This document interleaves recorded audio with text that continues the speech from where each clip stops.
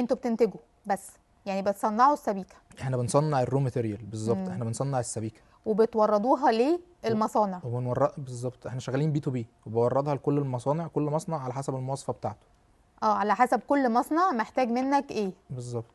حلو جدا. طيب انتوا ليه اخترتوا بقى اصلا موضوع الالومنيوم؟ يعني مش هو الوحيد او مش هو المعدن الوحيد اللي بيستخدم في حاجات كتير، فحضرتك بقى ليه اخترت بشكل خاص موضوع الالومنيوم ده؟ الالومنيوم هو يعتبر عصب من يعني، او من وجهة نظري هو اكبر عصب في الصناعات الثقيله حوالينا. كل حاجه حوالينا ليها علاقه بالالومنيوم. انا كمبيعات انا ما عنديش مشكله خالص. انا المنتج اللي انا بنتجه هو مطلوب في كل حته في العالم. انا الفكره كلها ان انا اقدر اقدم جوده، اقدم جوده مظبوطه، اقدم جوده تنافسيه، واقدم سعر كويس. اوكي. الخلفيه التجاريه بتاعتنا هي مخليانا قادرين نعمل ده كويس، قادرين تفهموا انه السوق ماشي ازاي في الحته دي. بالظبط.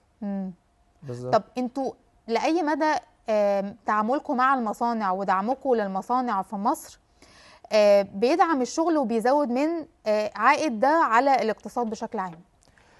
الاقتصاد بصي، انا دلوقتي كل اللي انا يعني 100% من حجم انتاجي هو انا ببيعه لمصانع تانية. دعم انا صناعه تكميليه.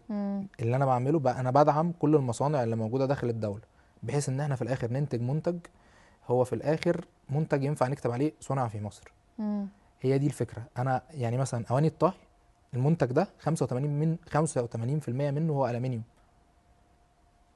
هو عباره عن الرو ماتيريال بتاعتي، السبيكه بتاعتي. حتى لو الناتج في الاخر مش الومنيوم، صح؟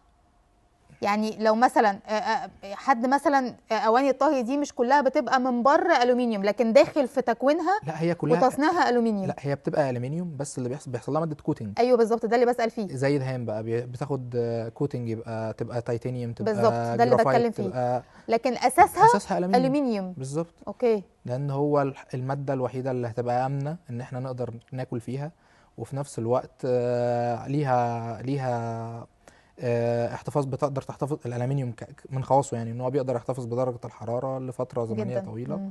ونقدر نطهو فيه. وده ليه علاقه باواني الطهي. طب بتدخلوا او بتدعموا مصانع بتشتغل في ايه تاني؟ كل حاجه. احنا بنشتغل مع التوب 10 في مصر الحمد لله، في اكتر من سيكتور.